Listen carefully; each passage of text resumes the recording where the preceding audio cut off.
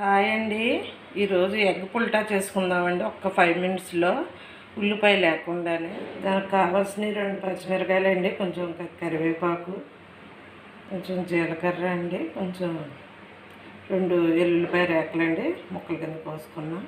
Oil కాగిందండి, ఇవన్నీ అందులో వేసేసుకున్నాం. మనకు ఓపిక లేదు, ఏమీ చేయలేము పిల్లలకి అన్నప్పుడు ఈ రెసిపీ బాగుంటుందండి. ఇట్లా వేసేసుకుందామండి. అలా పొడి చేసుకుంటే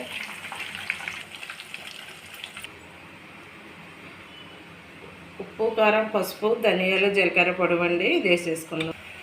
ఎగ్ పుల్టాలో వేసేసుకుందామండి. వేసుకుని ఒకసారి మిక్స్ చేసేసుకుందామండి.